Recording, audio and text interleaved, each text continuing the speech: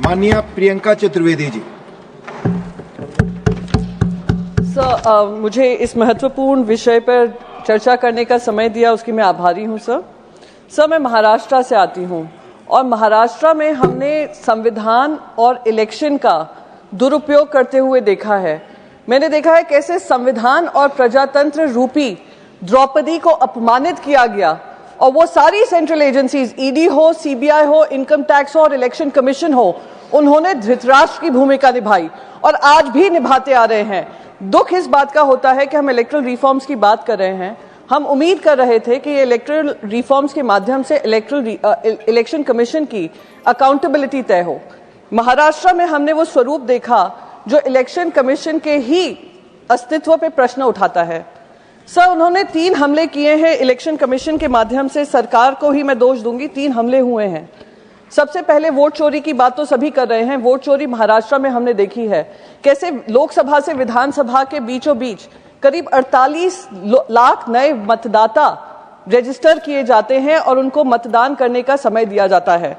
एक शिरडी में एक एड्रेस पर करीब 7,000 वोटर रजिस्टर होते हैं।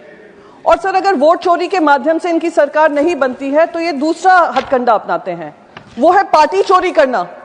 वो महाराष्ट्र में हमने देखा किस तरीके से ईडी, सीबीआई, इनकम टैक्स का दुरुपयोग कर पार्टी को तोड़ा गया और पार्टी तोड़ने के बाद वही स्टेट इलेक्शन कमिश्नर का इस्तेमाल कर स्टेट इलेक्शन कमीशन का इस्तेमाल कर पार्टी का नाम और पार्टी का सिंबल दूसरों के हवाले कर दिया गया। और आज 3 साल हो गए हैं, हम वही लड़ाई सुप्रीम कोर्ट में लड़ रहे हैं। ये लड़ाई नहीं लड़नी होती है सर, सुप्रीम कोर्ट जाने की जरूरत नहीं पड़ती अगर इलेक्शन कमीशन पुख्ता होता, पर इलेक्शन कमीशन को ही खोखला कर दिया गया है सर।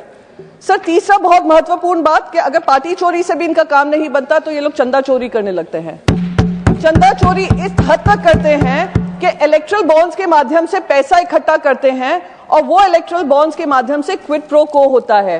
टेंडर दिए जाते हैं, उन लोगों को अहमियत दी जाती है, उनको लैंड पार्सल्स दिए जाते हैं, उनको सिंगल हैंडेडली बिजनेस करने का मौका दिया जाता है। और अगर वो विपक्ष को पैसा दे दें, वही कंपनीज विपक्ष को पैसा दे दे इलेक्ट्रल बॉन्ड्स के माध्यम से, तो उनके ऊपर ईडी, सीबीआई, इनकम टैक्स छोड़ दिया जाता है। सर, यही आज देश की हकीकत है, इसी की लड़ाई हम लड़ रहे हैं। आज बिहार में भी, मैं बिहार जैसे ही बोलूंगी, शायद सर आप मुझे सुप्रीम कोर्ट का हवाला देंगे, मैटर सब जुडिस है। इलेक्ट्रल रिफॉर्म्स पे बोलना है, आप जानती हैं। तो है सर, ऑनरेबल चेयरमैन आज बिहार का आउटकम, पहले डिस्कशन बिहार का आउटकम भी इलेक्ट्रल रिफॉर्म्स के अंतर्गत ही आता है सर। बिहार का आउटकम भी इलेक्ट्रल रिफॉर्म्स के अंतर्गत ही आता है। एसआईआर सब जुडिस एज पर रूल, वही सर, सब जुडिस तो हमारी पार्टी का मामला भी था, तो मैंने उसको भी उठाया है, उसमें आपने आपत्ति नहीं जताई। पर क्योंकि नहीं, मैंने पूरा बताया आपको कि माननीय चेयरमैन ने डिस्कशन से पहले Priyanka ji scope of discussion बता दिया था। All members are supposed to follow. Please, 3 minute है, all members are supposed to follow. Please हो गया, टाइम हो गया सर, कंक्लूड करिए। तो मैं बस यही कहना चाहती हूँ सर, समय की मांग है और देश का विश्वास वापस इलेक्शन कमीशन में डालने की जरूरत है। तो इलेक्शन कमिश्नर को जिस तरीके से सरकार बचाव करती है, खुद इलेक्शन कमीशन आकर ट्रांसपेरेंसी और अकाउंटेबिलिटी अपनी तय करे और जनता में फिर से वोटिंग का जो इंपॉर्टेंस है, महत्व है, उसका पूरा जिम्मेदारी निभाए। Thank you so much. जय हिंद, वंदे मातरम।